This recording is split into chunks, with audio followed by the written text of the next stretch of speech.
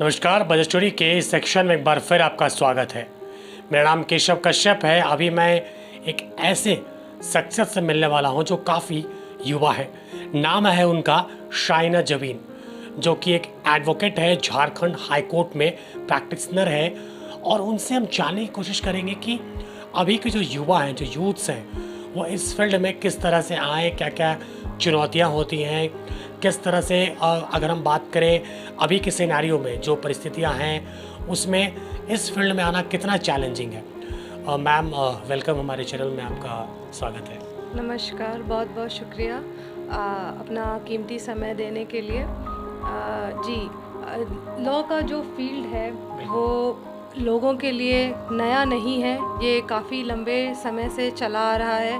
और आजकल की जो नई बात है, इसमें महिलाओं की जो संख्या है, महिलाओं की जो भागीदारी है, इसमें महिलाओं की भागीदारी काफ़ी ज़्यादा देखने को मिल रही है। और ज़्यादातर युवा जो है आजकल इस क्षेत्र में आने के लिए बहुत ज़्यादा उत्साहित देखे जा रहे हैं। और आजकल के अगर कोर्ट की बात करें तो मेरी खुद भी बहुत सालों की प्रैक्टिस नहीं है, मैं भी नई हूँ इस क्षेत्र में। और मेरे साथ मेरे जो साथीगण भी हैं उनमें भी बहुत नया जोश, और ये एक बहुत ही उभरता हुआ क्षेत्र है जो कि युवाओं को काफ़ी आकर्षित कर रहा है।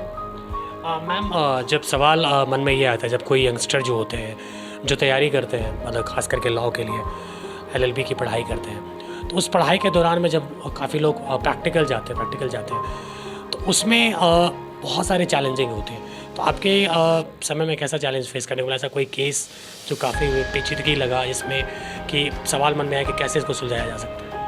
जी बिल्कुल, यह जो लॉ का जो क्षेत्र है, विधि का जो क्षेत्र है, ये खुद में एक बहुत ही चुनौतीपूर्ण क्षेत्र है। और ऐसा ये स्टार्टिंग से ही माना जाता है कि अगर आपके जो पीढ़ी दर पीढ़ी जो है उनके लिए थोड़ा आसान हो जाता है जो लिटिगेशन में जाना, जिसको हम कोर्ट का नॉर्मल कामकाज बोलते हैं, लेकिन यह बोल सकते हैं यह एक चुनौतीपूर्ण कार्य है, बट यह असंभव नहीं है। अगर आप में क्षमता है, आप में ललक है, आप में जिज्ञासा है कि आप बहुत सारी चीज़ें जान सकते हैं, आप में ये धैर्य, ये क्षेत्र जो है धैर्य और संयम का क्षेत्र है।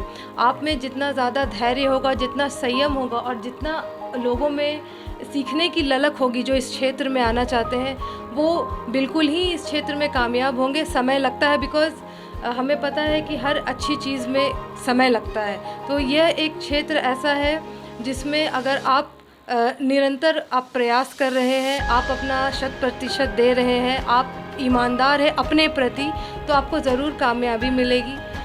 मेरी पढ़ाई जो है मैंने पुणे से की थी और मेरी इंटर्नशिप भी वहाँ से हुई है। तो हालांकि मुंबई पुणे में जो है सेलिब्रिटीज़ का माहौल ज़्यादा है, तो हमारे पास बहुत सारे केसेस आए थे, जिसमें से एक चुनौतीपूर्ण केस था DSK कुलकर्णी का, जिन पर जो है 3000 करोड़ रुपीस के फ्रॉड का जो है इल्ज़ाम लगा था।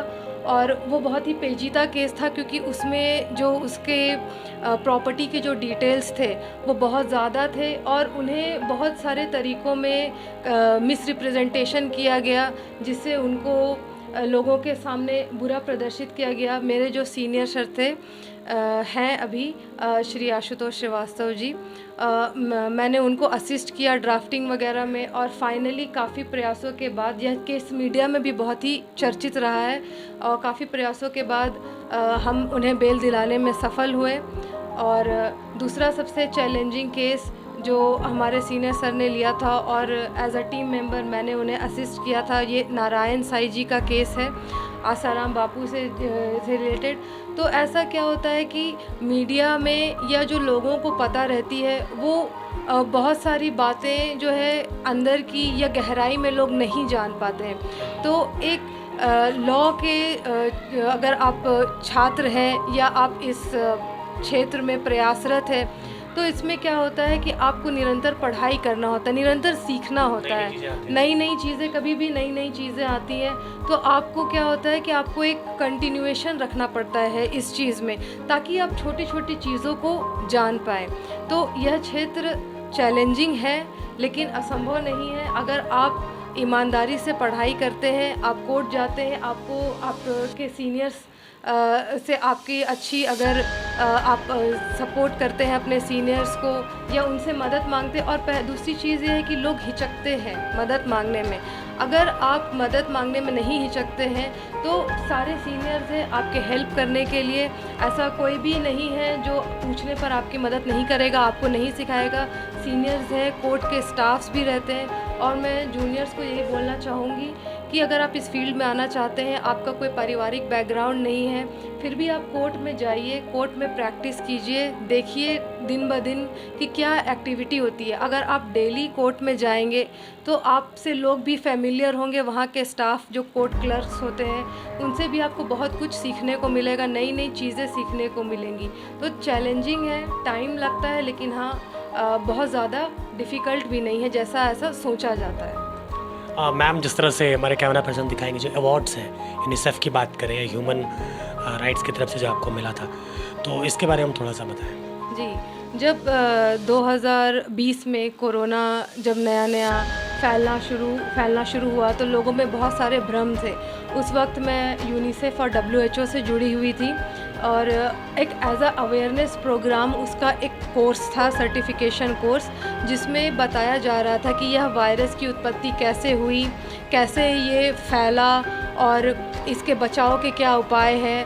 और वैक्सीन भी जब निकला तो उसके बारे में भी बहुत सारी भ्रांतियाँ फैली कि इसको लेने से शरीर में नकारात्मक प्रभाव पड़ रहे हैं। तो उन सारे चीज़ों से रिलेटेड यह कोर्स था। मैंने कोविड के टाइम पे ही यह कोर्स ऑनलाइन पूरा किया, टेस्ट दिया और मुझे फिर एक सक्सेसफुल मेंबर के तहत मुझे सम्मानित किया गया इसमें।